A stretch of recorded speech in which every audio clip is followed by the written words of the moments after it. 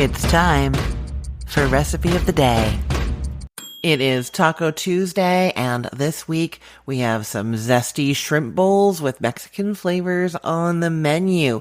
Do you do Taco Tuesday? I don't always, but it's one of those strategies for making meal plans easier that instead of writing down the days of the week on your list when you're planning, you write down some meal types, tacos or Tex-Mex, you write down pasta, you write down sheet pan, and then instead of the days of the week, which don't give you very much information at all, you have a starting point. So quite often when I'm looking down at that piece of paper and I'm about to write down the days of the week, I will instead write meatless Monday, taco Tuesday, pasta Wednesday, that kind of thing, and that makes life easier. If you like that idea, I have a meal plan kind of set up like that you can print and fill out. You can get that if you go to cookthestory.com/rotation. But today I am talking about these shrimp bowls.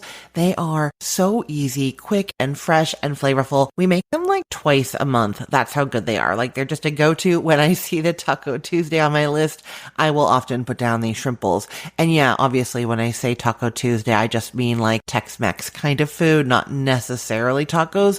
Although I do think that some families do tacos every Tuesday. Either way, this is a great recipe to add to your rotation. So yeah, this is a shrimp and rice bowl, and I love these kinds of things because everybody can customize their own, and I really like to put a few things on our toppings bar that like nobody else in the family likes very much, and then it's my time to get the things I like. For instance, there is always a large pile of fresh cilantro leaves among those toppings, and I'm the only one who takes them, but I never skip them because otherwise I would never get to have cilantro.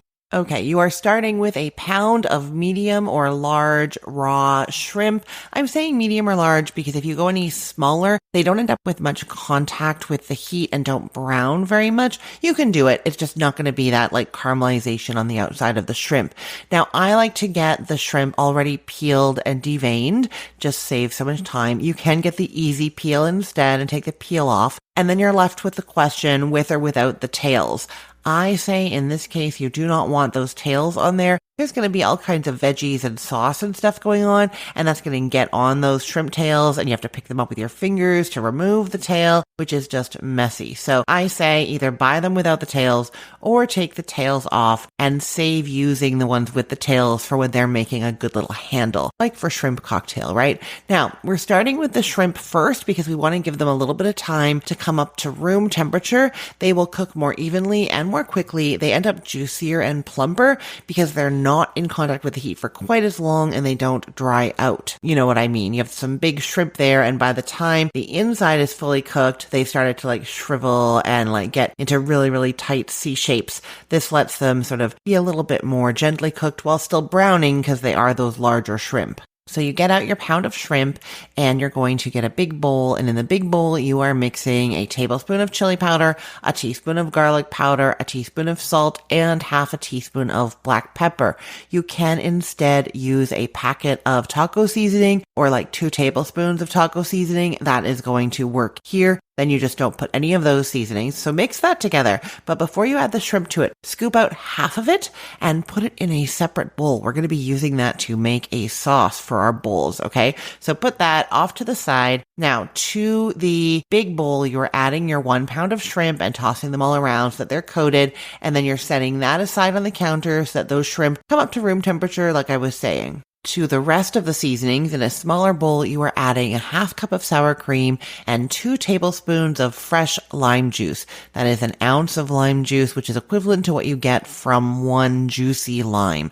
Mix that together. It's really, really delicious. That's the zestiness, that lime flavor, and those seasonings in there too. Stir that up, put that in the fridge till later. Now, at this point, you get your rice cooking. So see what I mean? This is giving you the time for those shrimp to come up to temperature because now we're starting the rice. So it's 1 cup of uncooked long grain white rice that you're cooking according to package directions.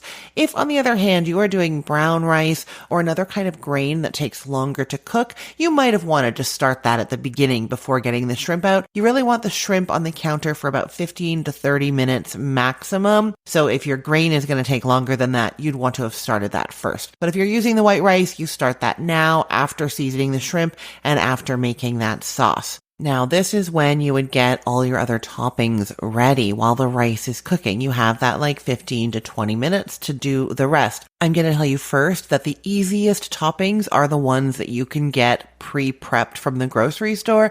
So if you are having a busy day or you just know this is going on your meal plan for a really busy night, then you can go with these easy toppings. So for instance, you can do bagged shredded cabbage that's already shredded, or you can do some pre-chopped romaine lettuce. It's already washed and ready for you. You can do a tub of pico de gallo instead of the chopped tomatoes. You're not chopping them yourself. You can do a container of guacamole, which is already made, and then you're not having to peel and chop any avocados. You can do canned black beans that you're just draining, frozen corn that you're just thawing. Salsa, of course, is going to work here, and then some pre-shredded cheese if you want, and I love to crush some tortilla chips over top. So if you do those toppings, you're just going to be setting things out essentially while the rice is cooking.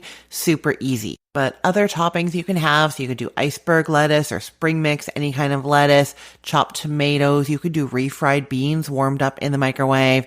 I already mentioned corn, red or green onions chopped up, sliced jalapenos or the pickled jalapenos from the jar, sliced or chunked up avocado. Like I said, guacamole I already said, sliced olives. You could do chopped cucumber, bell peppers. I said shredded cheese, but also cojita is really nice, or some crumbly queso fresco is good on there. The fresh cilantro that only I am going to eat. And then, like I said, salsa and crushed tortilla chips. Those are some of the greatest toppings you can do. Some of them just take a little bit more time to prep than others. So it really depends on what you have, what you like, how much time you have, and how much energy you have, right? Okay, if the rice finishes cooking before your toppings are done, that's fine. Just take it off the heat with the lid on. It's going to stay warm for a really long time, and then you're ready to cook the shrimp. So you're going to get out a large skillet set over medium-high heat. You're going to add a tablespoon of cooking oil. That can be olive oil or grapeseed oil or avocado oil, whatever you use. And when that's nice and hot, you are adding those seasoned shrimp in a single layer in the skillet, and you're just leaving them there for 2 minutes. That's going to let that underside start to brown and develop that color, right? Okay, then you can stir the shrimp, and you're going to keep cooking and stirring them occasionally until they're curled up, pink and opaque, which signals that they are cooked through. It's just going to take 2 or 3 more minutes. I like to immediately transfer the shrimp to a plate so that they're not continuing to cook in the hot skillet. And at that point, you divide your cooked rice among 4 large soup bowls, top each serving with a quarter of your toppings, or let everybody go to each topping and serve themselves. And then you're adding the shrimp and a drizzle of that sour cream mixture on top. And then I do like to put some green onion, cilantro, and the crushed tortilla chips on the very top in the end before digging in. That is an easy, fresh, and delicious dinner to add to your meal plan. Rotation ready and great for a Tex-Mex night or taco night. Don't forget to check out my meal planning idea that just gives you inspiration right when you sit down to look at that meal planning list. That is at cookthestory.com/rotation. I will put the link to this recipe in the show notes for this podcast episode, or you can head to cookthestory.com/ROTD and get it there. Everything there is arranged by date, so it's helpful to know that today is June 3rd of 2025. I'm Christine Pittman from cookthestory.com, thecookful.com, the all-new chicken cookbook, and from this podcast, recipe of the day. I hope you have a great day. Let's get cooking.